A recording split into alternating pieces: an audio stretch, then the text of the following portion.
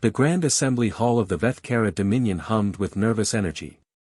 12 elder commanders sat around an obsidian table, their bioluminescent crests flickering in shades of orange, the color of fear they would never admit to feeling. Supreme Commander Gorath slammed 4 of his 6 fists onto the table. "They are one ship," he growled. "One human ship." Admiral Drexen, oldest among them, did not share the outrage. His crest had gone pale, almost white. He had studied humans for 40 cycles.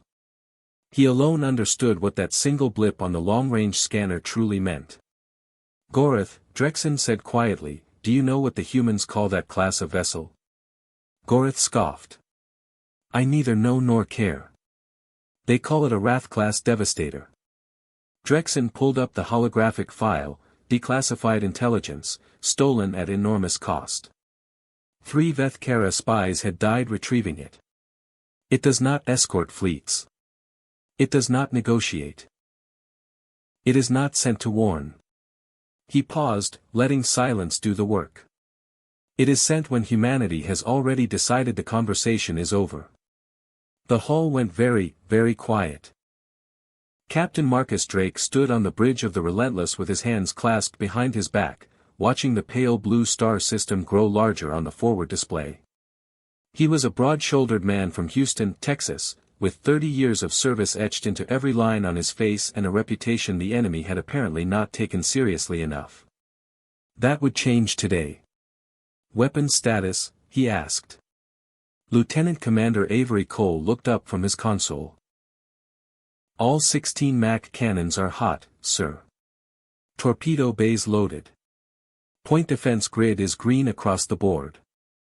Gravitic lance is charged and ready." "Good." Drake turned to his communications officer. "Lieutenant Hayes, any response to our final transmission?" Hayes, young, red-haired, calm under pressure, shook her head. "Negative, Captain. The Vethkara Dominion has not responded to the Meridian Accord ultimatum. 48 hours have elapsed." Drake nodded slowly, as if he had expected nothing different. The Vethkara had attacked Colony Station Aldervane without provocation. 11,000 civilians. They had left no survivors. No distress calls were answered. They believed humanity was too fractured, too slow, too soft to retaliate in any meaningful way. They had miscalculated. "Battle stations," Drake said. His voice was calm. Almost gentle. "Let's go to work."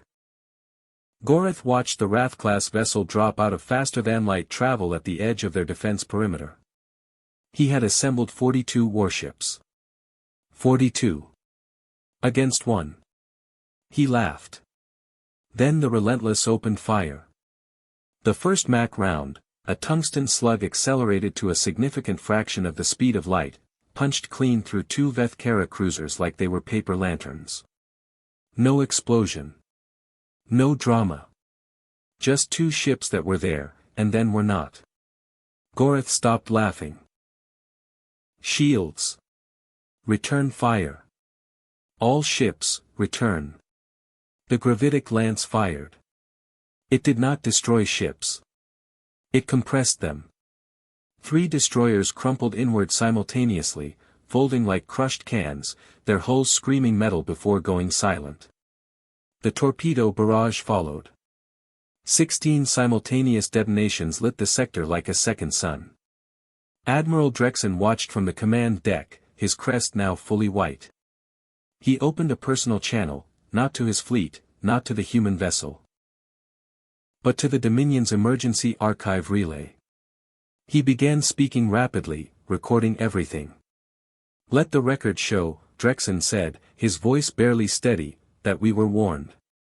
We were warned and we did not listen. The humans do not send armies first. They send diplomats first. Envoys first. Warnings first. But when all of that is exhausted, another explosion rocked the station. Another 3 icons vanished from the tactical map. They send this." He closed the channel. It was the last transmission the Dominion ever sent. When the Relentless completed its firing solutions and the sector fell silent, Lieutenant Hayes ran the post-engagement scan. She looked at the result for a long moment before speaking. "Captain, 42 vessels engaged. 42 destroyed." She paused. "No survivors detected. No wreckage larger than 4 meters. No signal traffic." Another pause. "Only debris fields." Drake studied the display. 11,000 faces from Aldervane floated somewhere in the back of his mind.